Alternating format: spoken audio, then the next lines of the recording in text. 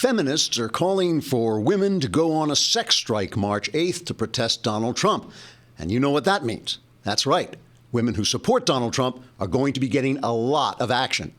I mean a lot of action. Wowza, if you're a Trump-supporting woman on March 8th, you are going to be busy. Sorry, my mind drifted. What was I talking about? Oh, yeah, feminists want women to go on a sex strike to protest Donald Trump. As a first step to organizing the strike, feminists say they will have to locate women who have sex with men, or at least women that men want to have sex with. And as none of these are feminists, the task may be a large one. The idea of the strike was put forward in an article titled, "Women of America, We're Going on Strike. Join us so Trump will see our power." The article was published in The Guardian, a British communist newspaper that I guess some of these horrible communist-type people read. In the piece, a group of feminists write, and this is a real quote, "The idea is to mobilize women, including trans women, in an international day of struggle, a day of striking, marching, blocking roads, bridges, and squares, abstaining from domestic care and sex work," unquote. In other words, if I'm reading that right, when March 8th comes, you could find a transsexual prostitute standing in traffic to protest violence against women. Try not to run him over. That would probably set the cause back by being an act of violence against someone who looks like a woman, even though he's really not. The article goes on to attack what is now being called lean-in feminism. Lean-in feminism is the idea that rich white women can have anything they want if they're irritating enough and their husbands are weaklings. But according to the horrible communist women in The Guardian, lean-in feminism is very bad because it's only for rich white women, and you know what they're like, especially when they get some kind of stupid idea like lean-in feminism, and they won't stop going on and on about it. So, the communist horribles in The Guardian want transsexual prostitutes to block traffic in order to prove they can be just as annoying as rich white women. And good luck with that. Now, you may say, what's any of this got to do with Donald Trump? After all, he's off safely in the White House where he can't go around grabbing women by the crotch anymore, unless he starts acting like Bill Clinton, in which case, watch out. But I mean, as long as he continues to behave like a Republican president, women should be relatively safe, and there would be no reason for transsexual prostitutes to block traffic, which Donald Trump probably won't care that much about anyway. So really, when you think about it, this whole idea doesn't make much sense. But it's from women. You know what they're like. They're totally irrational. Trigger warning, I'm Andrew Klavan, and this is The Andrew Klavan Show. I feel hunky-dunky, life is tickety-boo. Birds are winging, also singing hunky-dunky-doo. Ship-shaped, ipsy-topsy, the world is zippity-zing. It's a wonderful day, hurrah, hooray! It makes me want to sing. Oh, hurrah, hooray! Oh, hooray, hurrah! All right, the Klavanless weekend at last is over. We're back. We have Grammy-winning cultural correspondent Michael Knowles, who is going to sing his entire report about the Grammys last night. That's going to be a big treat for all of us because he's won like 5 or 6 Grammys in his imagination, so he should be great. And we'll be talking about the news first. So you want to, if you're on Facebook or YouTube, you will have to come over. If you want to see Knowles, you got to come over to dailywire.com, wherever it is we work. When we were staffing this show, we just stood outside prisons and mental institutions, took the first person who walked out and offered him, underage women. But if you want your business to be well stocked with people who know what they're doing, you got to go to ZipRecruiter.com.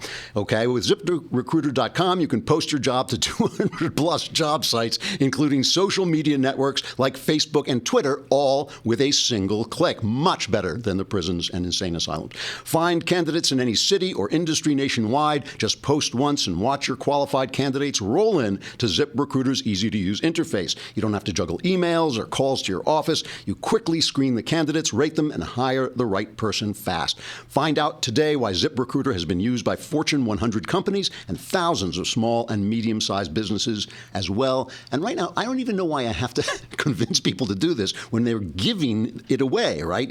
My listeners can post jobs on ZipRecruiter for free by going to ziprecruiter.com/dailywire. That's ziprecruiter.com/dailywire. One more time to try it for free. Go to ziprecruiter.com/dailywire. Don't let things like this show happen to you. It would be an ugly situation. I know.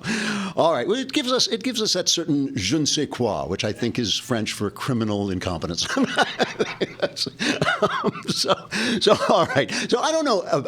Ben and I just got in an argument backstage, a friendly argument backstage about Stephen Miller. I watched Stephen Miller, the spokesman, the White House policy aide on TV. I thought it was a bloodbath. I thought the police should be investigating who killed the morning talk show host. It was like, why he just cut them to pieces. I thought it was like watching the Texas Chainsaw Massacre. It was like, don't stop, you're killing Chuck Todd, Like, but we'll get back to him. First, we have to talk about, I gave this speech over the weekend in Colorado, and people were complaining that I didn't tell them where I was, and I don't really give a lot of speeches, and when I do, I kind of do it in this daze. I usually agree to it because I wasn't thinking clearly, and then I go off and I kind of ignore the fact that I have to do it until I'm there and all that, so I don't really promote them as well as I should. I should probably talk a little bit more. This was with the leadership program of the Rockies, excellent organization where they actually train conservative libertarians to enter government. And they've stocked a lot of Colorado's government. A lot of the people who are still fighting for freedom in Colorado come from this program. And I was talking about what I call and what the left often calls the narrative, the way our ideas are shaped by the story that we're told about, as Barack Obama used to say, who we are. And I just feel, and one of the things I said at this place was that I felt that Donald Trump is the first president on our side since Reagan to understand the narrative. And when he attacks Saturday Night Live and people like me are going like, why is the president attacking Saturday Night Live? He actually knows what he's doing. And the difference, people will say, oh, well, look, Reagan was so polite and so optimistic and he knew how to speak to people in this gentle, grandfatherly way. And Trump is such a bore and he's so rough and he's a roughneck. They both are products of the culture that created them. I mean, our culture has become vulgarized since Reagan to produce language like Trump's. And I think that when the people who are out there protesting him are the people who created the culture, because the culture is a wholly owned subsidiary of the left wing of the country. And that's kind of what I was talking about and why I take hope when Trump's people go out there and change the narrative when they attack the press for being the corrupt, dishonest people that they are. I mean, right now, they're trying to do a couple of things in the press. One is to create this atmosphere of chaos in the White House. And I don't know. I mean, this Trump White House has been pretty disciplined. The people they pick are really amazing. But, there's this story now about Mike Flynn, pardon me, the National Security Advisor. Before he took office, he talked to the Russian ambassador and discussed the sanctions that Obama had imposed on them for theoretically tampering with the election. And then he said that he didn't. And Mike Pence went on TV and said, well, he didn't. He says that he didn't. So Pence is reportedly ticked off about this. And they're thinking about should they get rid of Flynn. And of course, this is reported in the New York Times, which used to be a newspaper. You may have heard of it.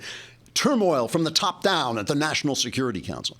A guy stepped out of line. They're a little out of practice. These guys are not, this is not a politically experienced group of people, and they're going to make some mistakes. Made this big deal about Kellyanne Conway. She broke a rule. It's true she broke a rule by touting Ivanka Trump stuff, but like, who cares? I mean, really, who cares? Tell her not to do that anymore, but who cares? The other meme, though, that I've just noticed they're sending out is that Trump is crazy, that he's mentally disturbed, okay? Now, this was interesting because I was talking about Trump at in Colorado, and afterwards a woman came up to me and said, really loved your speech, but the one thing I disagree with you about is Trump because I think he's crazy. And I said, well, you mean you literally think he's crazy? And she said, yes. And I said, well, look, he's so new and offbeat that you may be right.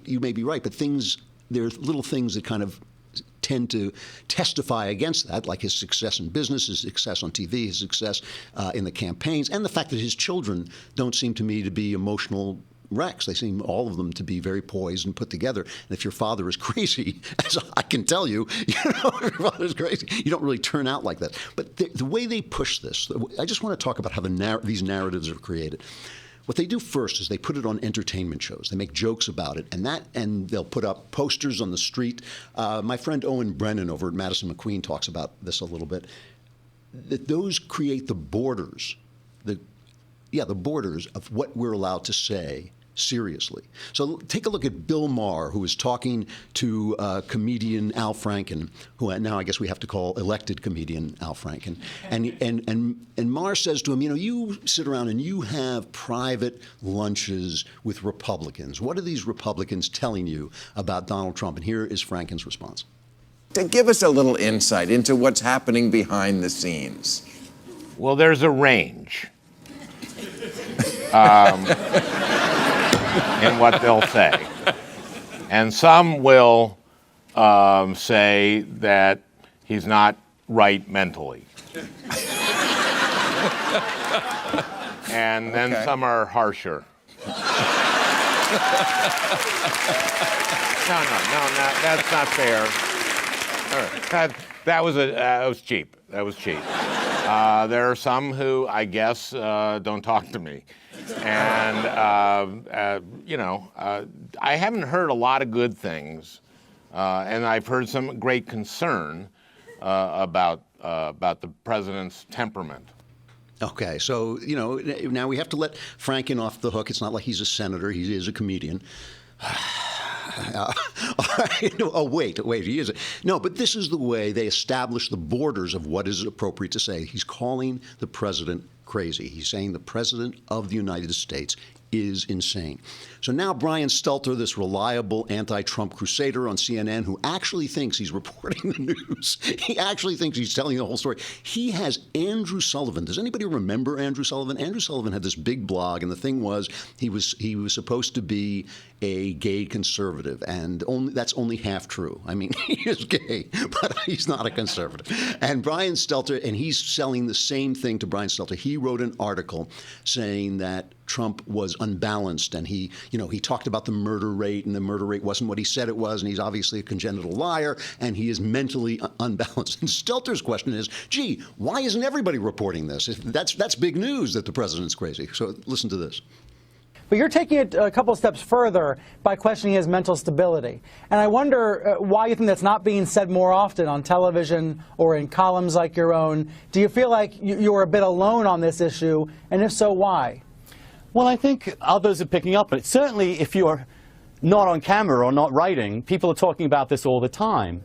I think sometimes you want to assume that there is a rationality at the center of our entire republic, that there is someone who can listen to reason, who can see an empirical fact, who can distinguish between an opinion and a fact, between what he wants to be true and what is true. And sometimes we don't want to say that in public. We can't. But look, we're journalists, and we're trying to understand what's happening.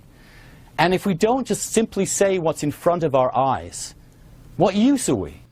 Yes, what use are we? Now, this is the guy, Andrew Sullivan, who, when Sarah Palin had her baby Trig, this guy went nuts trying to prove that Trig Palin was not Sarah's son, but was her daughter's son, and she was actually the grandmother, and they were covering up this illegitimate child. He went full bore, 100% to the wall, out of his mind, trying to prove this with charts. And, they made fun of him that he was doing a chart of like a womb and how this worked. Listen to him with Joy Behar giving this conspiracy theory.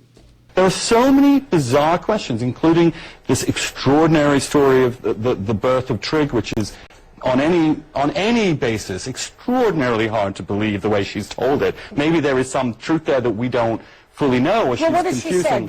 What do you mean, the way she's told it? She gave birth to the baby? You just don't behave that way. No one behaves that way. Which way?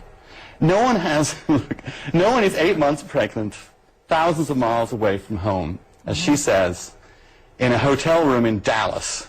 Oh, yes. With a special needs child, wakes up bolt upright in bed, has a strange sensation low in her belly, and tells the Anchorage Daily News that her water broke, and doesn't go to the hospital.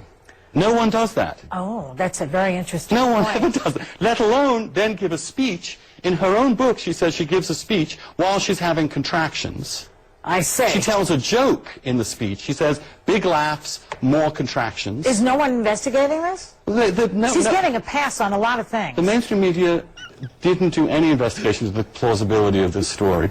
I mean, is no one invested? She's getting a pass on having. By the way, Salon, credit where credit is due, so thoroughly debunked this conspiracy theory. I mean, everybody had seen that she was pregnant. Everybody knew she was pregnant. Everybody knew when she delivered. I mean, the whole thing was absolutely invented out of whole cloth from this man's sick imagination. This is crazy stuff. And now he's doing it again with Donald Trump. So now it's moved up to Brian Stelter. So what used to be entertainment, Joy Behar, his kind of nonsense show that she did, now becomes the news. And that is the way they push this to the max. And the final response to this we will give you in a minute. I'm going to have to say goodbye to Facebook and YouTube. But Grammy winning cultural correspondent Michael Knowles is coming up to sing his entire report on the Grammys at thedailywire.com.